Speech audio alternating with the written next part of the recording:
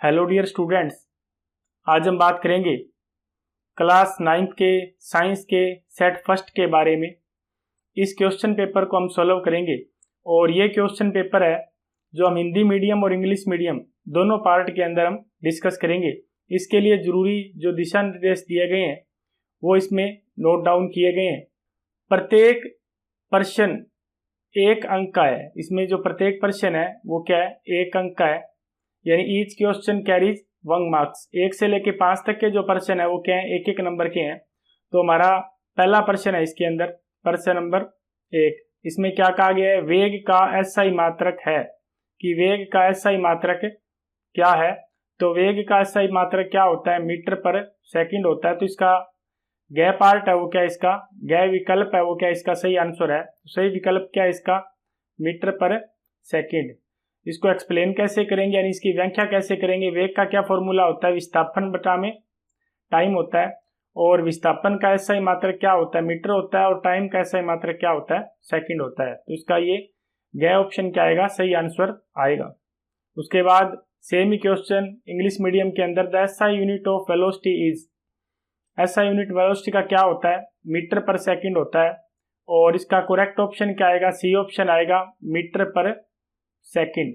और इसकी एक्सप्लेनेशन हम देख लेते हैं। तो वेलोसिटी का फॉर्मूला क्या होता है, डिस्प्लेसमेंट बटा में टाइम होता है। तो इसका एसआई यूनिट क्या होगा, मीटर पर सेकंड क्या होगा, इसका एसआई यूनिट होगा। उसके बाद नेक्स्ट क्वेश्चन, प्रश्न नंबर 2 है इसके अंदर, हिंदी मीडियम के अंदर, कि नारियल के रेशे युक्त छिलका किस उत्तक से बना होता है। नारियल का जो रेशे युक्त छिलका है वो किस उत्तक से बना होता है, तो वो स्क्लेरन काइमा से बना होता है। तो इसका गै भाग क्या है, इसका सही आंसर है। सही विकल्प क्या है इसका, स्क्लेरन काइमा। व्याख्या देखेंगे इसकी, स्क्लेरन काइमा कड़े मोटे लिग्निन युक्त रेशे से बनता है, यही नारियल का रेशा है। उसके बाद इंग्लिश मीडियम में इस प्रश्न को हम देखेंगे, fibrous cell of coconut is made up of which tissue. Fibrous cell होती है कोकोनट की, वो कौन से टिश्यू की बनी होती है, तो वो स्क्लेरन काइमा की बनी होती है। तो इसका सी पार्ट क्या है, इसका सही आंसर है, स्क्लेरन काइमा। एक्सप्लेनेशन इसकी हम देख लेते हैं। स्क्लेरन काइमा हैज थिक लिग्निफाइड फाइबर होता है, forming a tough coconut coir को बनाता है। उसके बाद नेक्स्ट क्वेश्चन, प्रश्न नंबर 3 है हिंदी मीडियम के अंदर, द्रव अवस्था में परिवर्तित हुए बिना ठोस से सीधे गैस बनने की प्रक्रिया को कहते हैं। यानी द्रव अवस्था में नहीं बदलना, ठोस से सीधा क्या बनाना है, गैस बनाना है। उस प्रक्रिया को क्या करते हैं, उसको ऊर्ध्वीकरण कहते हैं। तो इसका क्या आएगा, ऊर्ध्वीकरण इसका क्या आएगा, आंसर आएगा। इसकी व्याख्या देख लेते हैं, बिना द्रव में बने सीधे ठोस में से गैस बनना को क्या कहते हैं, ऊर्ध्वीकरण कहते हैं। इंग्लिश मीडियम में देखते हैं, the process of conversion of solid into gas, वो प्रोसेस जिसमें सॉलिड किसमें कन्वर्ट होता है, गैस के अंदर directly, without changing into liquid state, liquid state में नहीं बदलता, उसको हम क्या कहते हैं, उसको क्या कहते हैं, सब्लिमेशन कहते हैं। इसका आंसर क्या आएगा, सब्लिमेशन। इसकी एक्सप्लेनेशन देख लेते हैं, direct solid to gas change is sublimation, direct solid से गैस बनने को हम सब्लिमेशन कहते हैं। उसके बाद नेक्स्ट क्वेश्चन हमारा है 4 नंबर प्रश्न है हिंदी मीडियम के अंदर, टिंचर आयोडीन विलयन में विलेय और विलायक का नाम बताएं। टिंचर आयोडीन में विलेय क्या होता है, विलायक क्या होता है। टिंचर आयोडीन में विलेय क्या होता है, इसके अंदर आयोडीन होता है, और विलायक क्या होता है, इसके अंदर अल्कोहल होता है। व्याख्या देखेंगे इसकी हम, आयोडीन को एथेनॉल में घोलकर दवा बनाई जाती है। टिंचर आयोडीन है वो क्या, एक दवा है जो आयोडीन को एथेनॉल में घोलकर बनाई जाती है।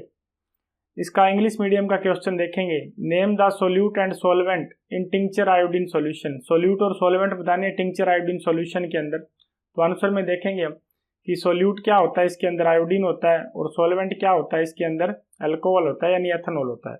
एक्सप्लेनेशन देख लेते हैं, iodine dissolve in ethanol form the tincture iodine. तो इसमें क्या है, आयोडीन को क्या करते हैं, अल्कोहल में डिजोल्व करते हैं, उसके बाद ये बनती है।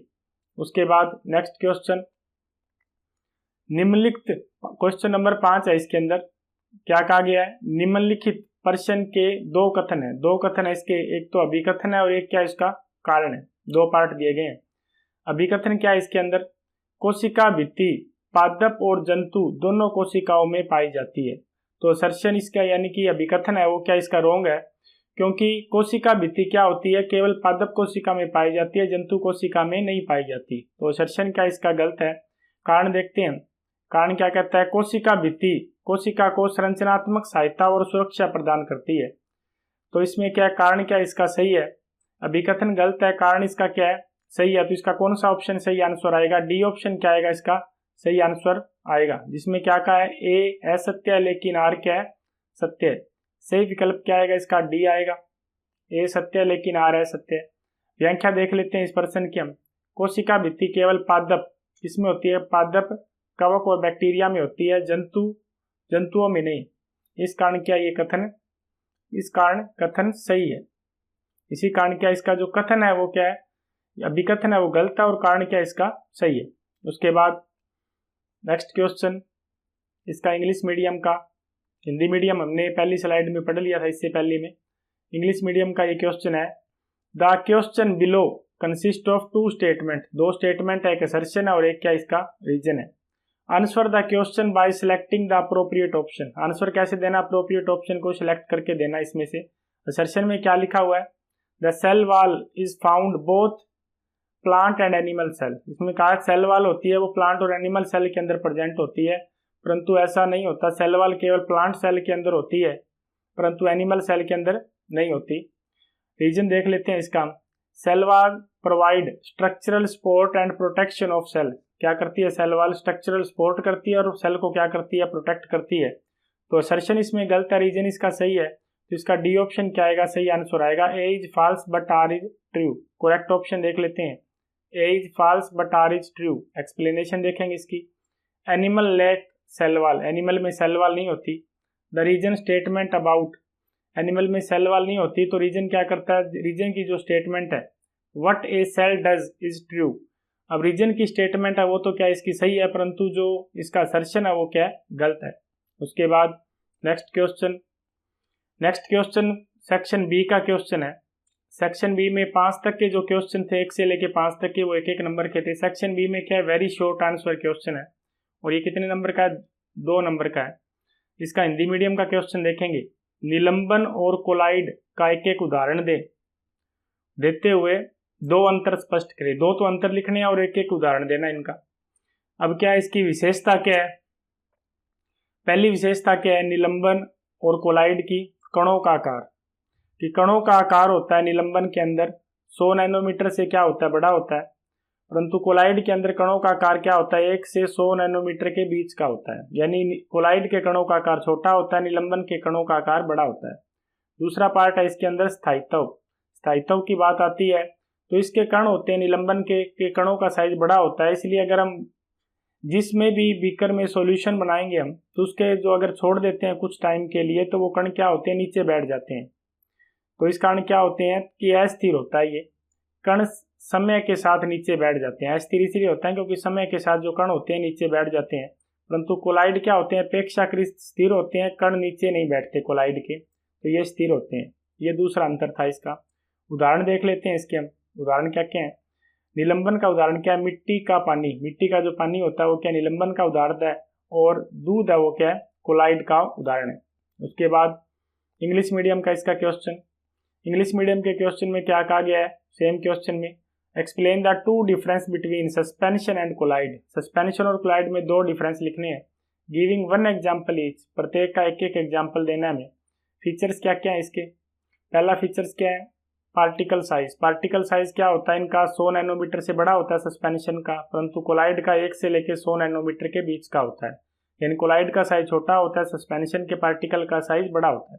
स्टेबिलिटी की बात आती है, सस्पेंशन क्या होता है ना स्टेबल, यानी बीकर को कुछ टाइम तक रख दें तो उसके जो सस्पेंशन के पार्टिकल होते हैं वो सेटल डाउन हो जाते हैं, नीचे बैठ जाते हैं, particle settle down on standing.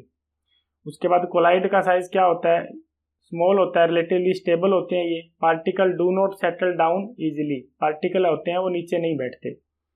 Example देख लेते हैं, मड इन वाटर ये एग्जाम्पल है सस्पेंशन का, मिल्क है वो एग्जाम्पल किसका है कोलाइड का है। उसके बाद नेक्स्ट क्वेश्चन 7 नंबर प्रश्न है, 7 नंबर प्रश्न है वो 2 नंबर का प्रश्न है, निम्नलिखित के कार्य बताइए, इनके कार्य बताने हैं, स्नायु कंडरा उपास्थि जाइलम, इनके कार्य बताने हैं। तो पहले स्नायु की बात करेंगे हम। आंसर में। स्नायु अस्थियों और हड्डियों को आपस में जोड़ता है। स्नायु क्या करता है? अस्थियों और हड्डियों को क्या करता है? आपस में जोड़ने का काम करता है और जोड़ को स्थिर रखता है। और जोड़ों को क्या रखता है? स्थिर रखता है।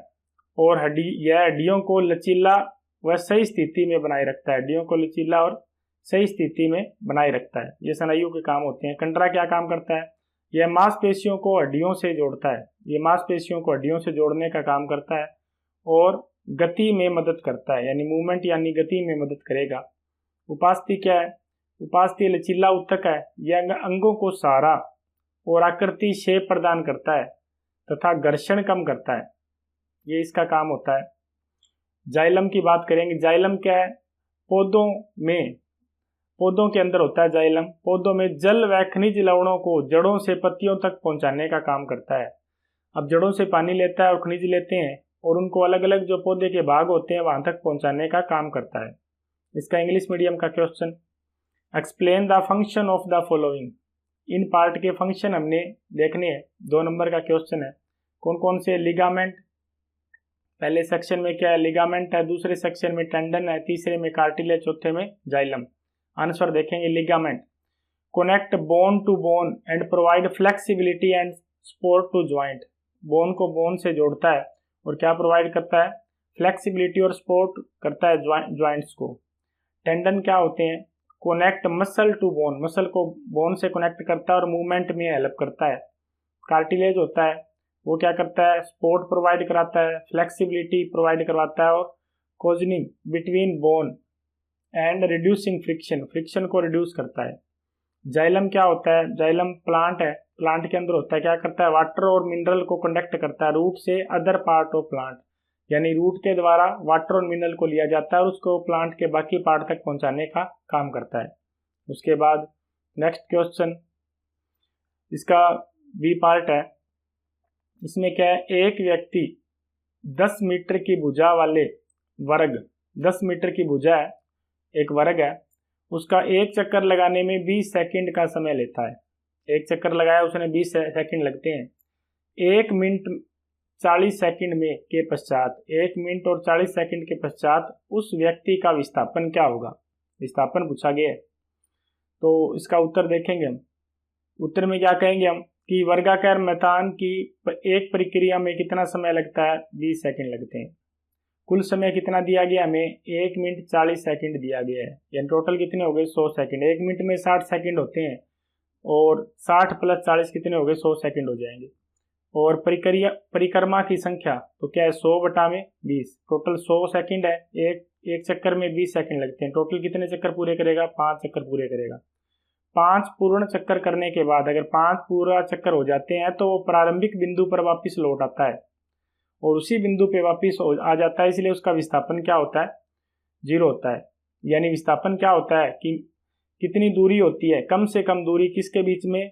प्रारंभिक जो बिंदु है और अंतिम बिंदु है उसके बीच में कम से कम दूरी कितनी होती है? उसको क्या कहते हैं? विस्थापन कहते हैं। यहाँ पे 5 चक्कर पूरे करने के बाद उसी पॉइंट पे वापस पहुंच जाता है तो उसका विस्थापन क्या होगा? 0 मीटर होगा। उसके बाद इसका इंग्लिश मीडियम में क्वेश्चन देखेंगे। ए पर्सन कंप्लीट्स, एक पर्सन है, कंप्लीट करता है 1 round of square feet of side 10 metre in 20 second. 10 metre की साइड वाले एक स्क्वायर का 20 सेकंड में क्या करता है? एक चक्कर पूरा करता है चारों साइड से।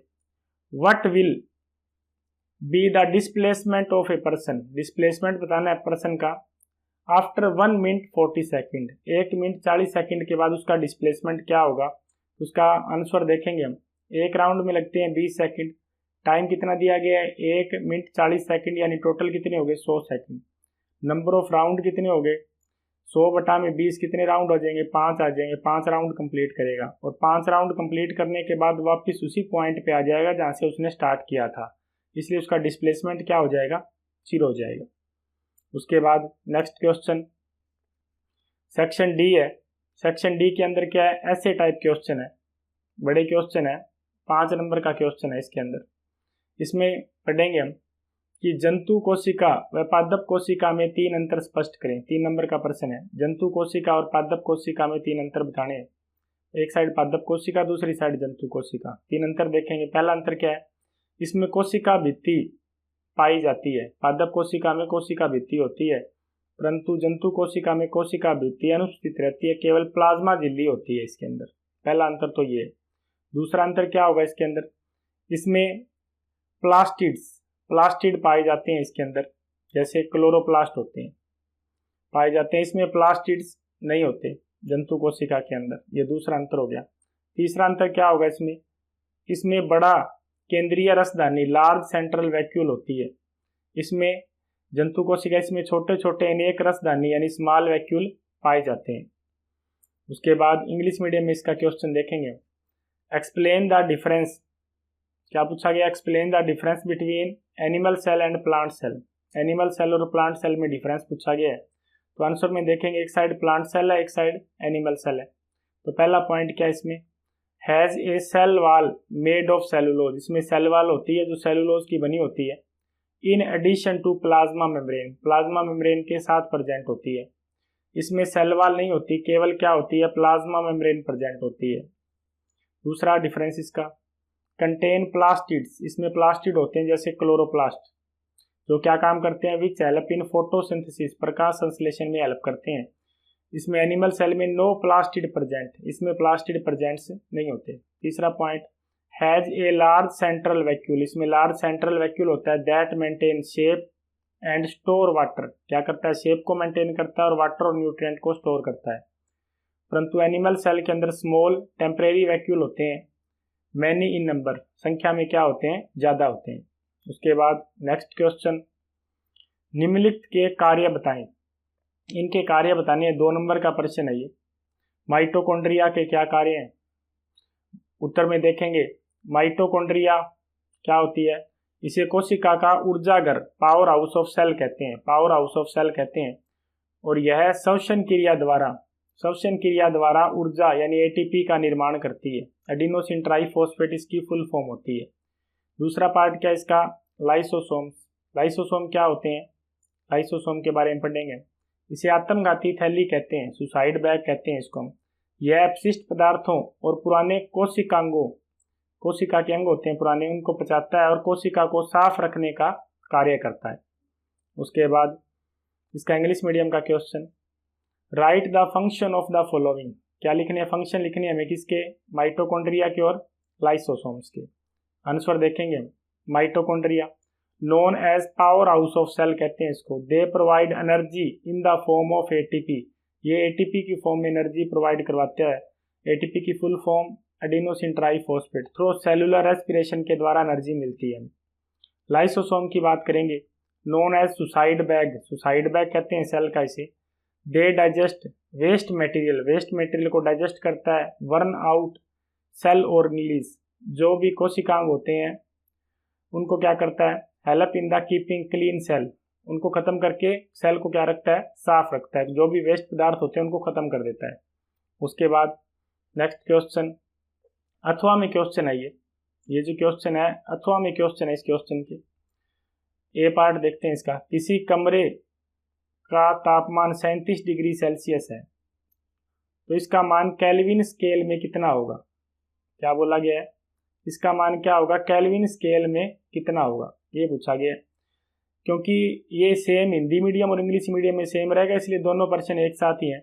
The temperature of A room is 37 degree Celsius, what will be it's value in kelvin scale में क्या होगी।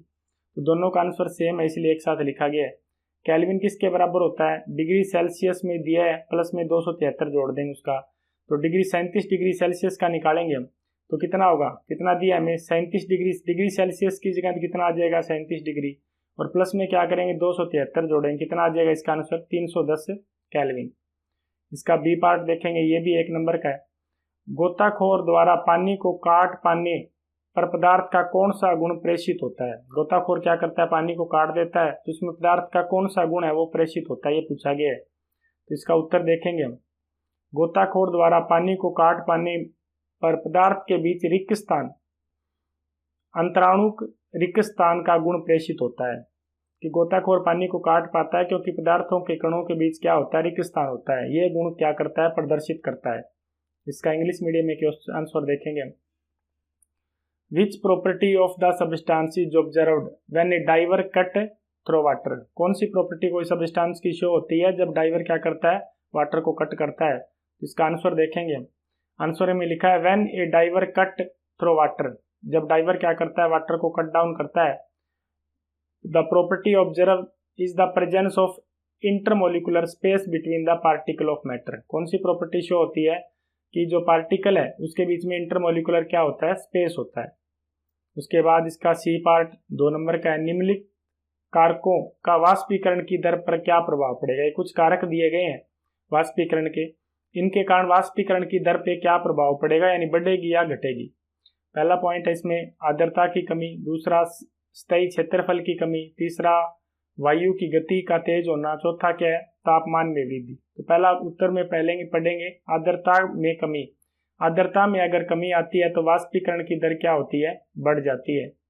दूसरा स्थायी क्षेत्रफल में कमी, अगर सतह का क्षेत्रफल कम होगा तो वाष्पीकरण की दर क्या हो जाती है, कम हो जाती है।